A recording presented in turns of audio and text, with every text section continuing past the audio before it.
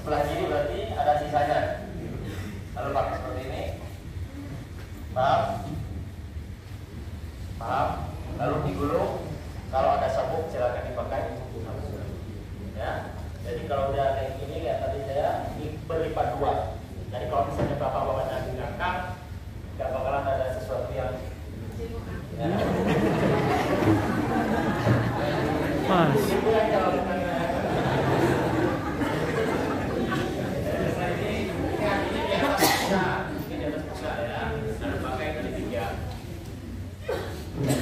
terus bentuk bagian atas selama Bapak Ibu sekalian dari Madinah sampai Mekah ini dipakai seperti biasa, digulung sedikit supaya tidak terlalu bebek seperti ini. Yang ini masukkan ke sini.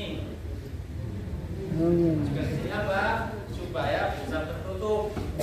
Ya, selama dari sini sampai ke kota Mekah kecuali nanti tawaf pakai seperti ini. Dan lalu kita sangkir lagi pakai di sini. Ya, pakai sini supaya ini lebih kuat.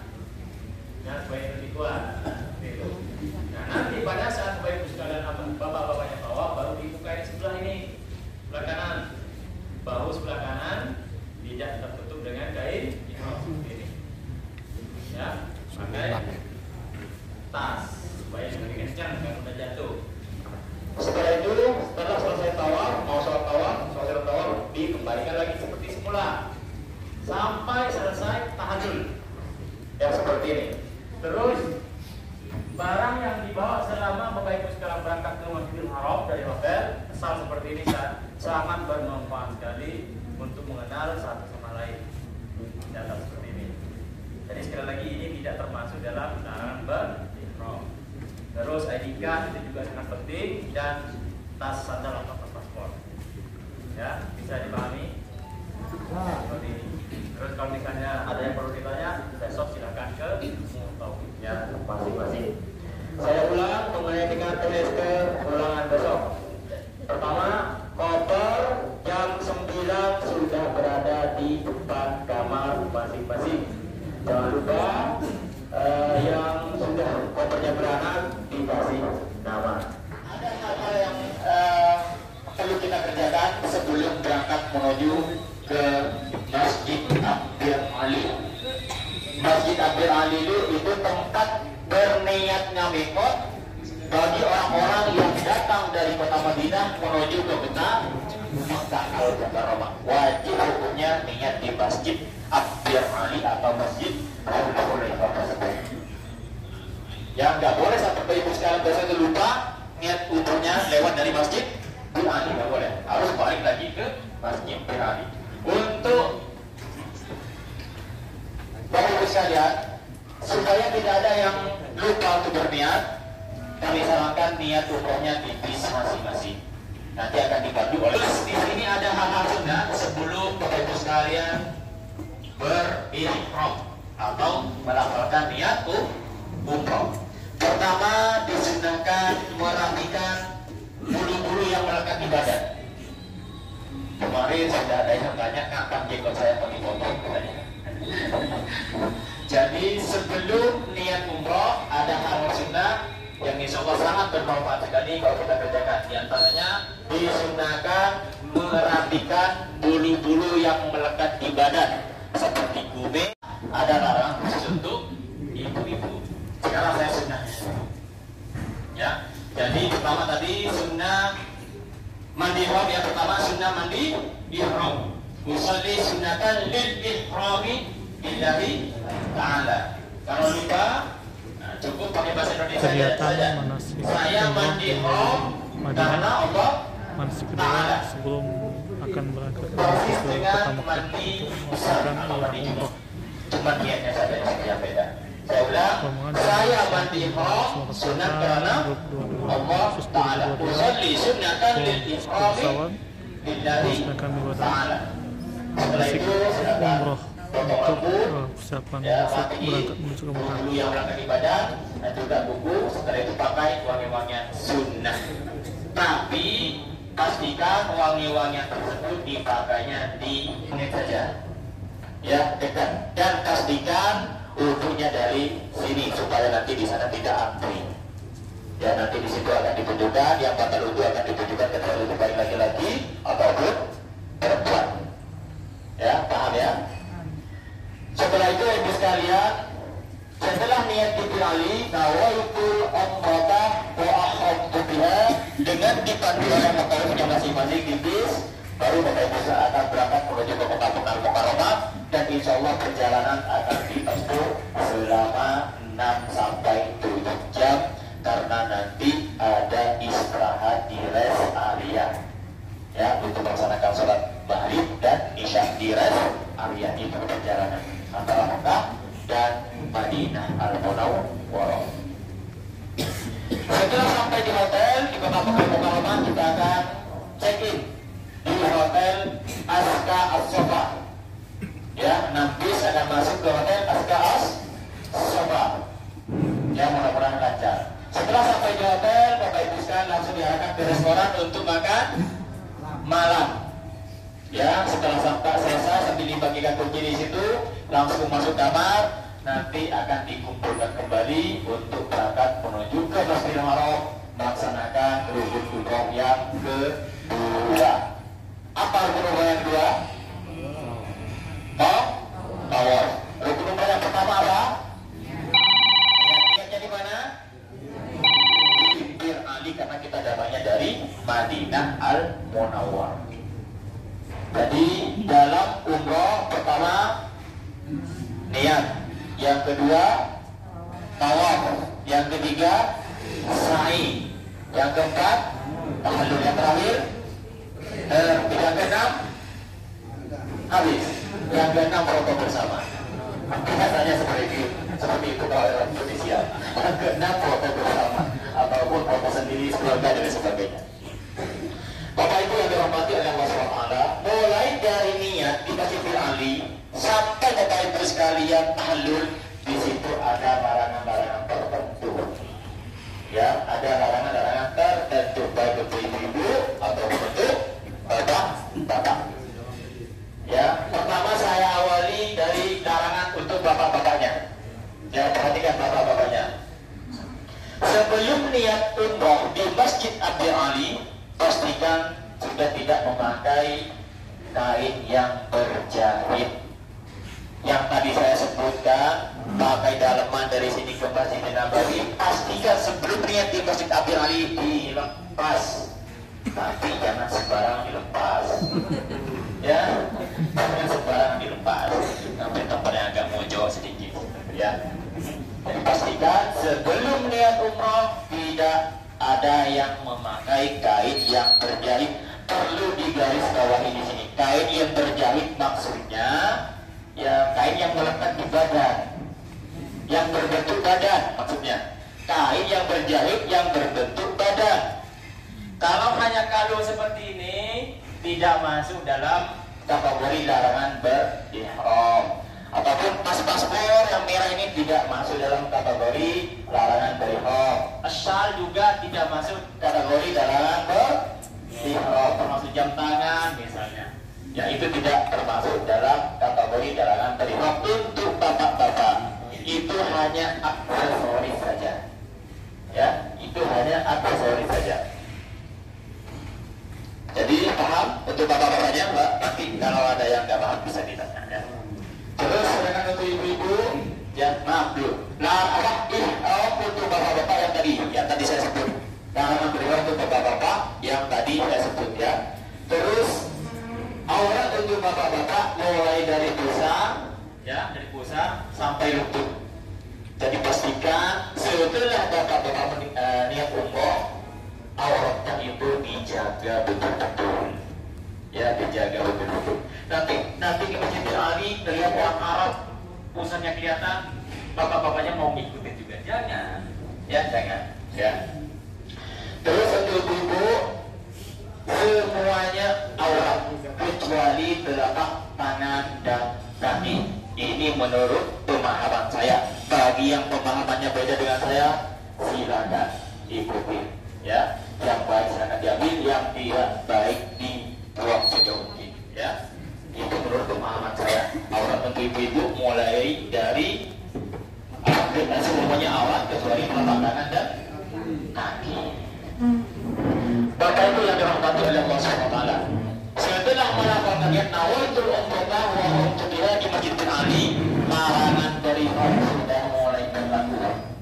Tidak boleh lagi memakai wangi-wangian, tidak boleh lagi memotong kuku, tidak boleh lagi menjatuhkan rambut dengan sengaja, tidak boleh lagi berkata-kata kotor, berdebat, ya, wala fusuq wala jidala fil hajj. Tidak boleh lagi berkata-kata kotor, berdebat atau bercumbu raju dan sebagainya. Ya, jadi setelah itu Islam sampai di kota kalau sampai tahallul. Baru setelah tahallul larangan ihram tersebut sudah bebas. Mau ganti ihram, mau pakai wangi-wangian dan lain sebagainya. Tapi ihramnya jangan dibuka nanti sampai di Bukit Marwah selesai tahallul mau dibuka jangan. Ya, jadi sampai di Marwah mau dibuka ihramnya kata Pak Ustaz, kalau sudah selesai tahallul boleh buka ihram. Nah, sampai di Marwah mau dibuka jangan. Bukanya di kamar masing-masing. Ya, bukanya di kamar masing-masing. Bapak Ibu yang dirahmati oleh Allah Subhanahu wa taala.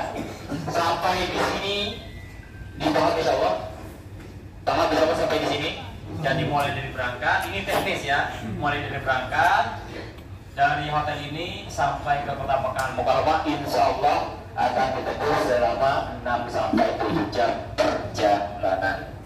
Ya, lumayan jauh. Ya, lumayan jauh. Terus di sepanjang perjalanan, kalau misalnya bapak dan ibu datang untuk, nggak apa-apa. Di sepanjang perjalanan dari Madinah ini sampai ke Mekah Mukarramah datang untuk, tidak apa-apa. Yang penting pada saat berangkat dari hotel menuju ke Masjidil Haram wajib hukumnya dalam keadaan berwudu. Sahnya tawaf itu harus berwudu, suci dari hadas dan nikmat. Pakaian kita harus suci, badan kita harus suci pada saat tawaf tersebut. Ya, makanya nanti insya Allah akan diingatkan kembali oleh para mufawwidnya di desa masing-masing. Terus bapak sekalian yang dirahmati oleh Allah Subhanahu wa taala. Tanda bermulanya tawaf, perhatikan, tanda bermulanya tawaf. Nanti bahu sebelah kanan ini, nanti saya akan praktekkan pakai ihramnya. Bahu sebelah kanan ini tidak tertutup dengan kain ihram, artinya tidak boleh ditutup dengan kain ihram. Sunnah dibuka bahu sebelah kanan, yang ditutup hanya bahu sebelah kiri. Ya, setelah itu di sebelah kanan bahu lurus dengan pintu atau lampu hijau, sedangkan bahu sebelah kiri lurus dengan Ka'bah. Baru di situ ibu sekalian akan mulai takbir putaran yang pertama. Bismillahirrahmanirrahim. Setelah itu diulang boleh sampai 3 kali pun boleh. Lalu dicium tangannya sebagai niat mencium hajar aswad. Kenapa enggak menyentuh aja saat kesini? Di situ enggak memungkinkan dengan jumlah jemaah sebanyak ini kalau satu-satu mencium hajar aswad, lain lagi jemaah yang lain dan lain sebagainya. Kita cukup dari jarak jauh saja ditandai dengan istilah Bismillahirrahmanirrahim, lalu ditutup tangannya. Kecupnya pelan-pelan, jangan Bismillahirrahmanirrahim. Jangan begitu, jangan daunnya. Bismillahirrahmanirrahim, pelan-pelan saja. Bismillahirrahmanirrahim. Udah, mulailah putaran yang pertama sampai putaran kedua seperti itu. Nanti panduan doa akan dibimbing oleh mutawwilnya masing-masing.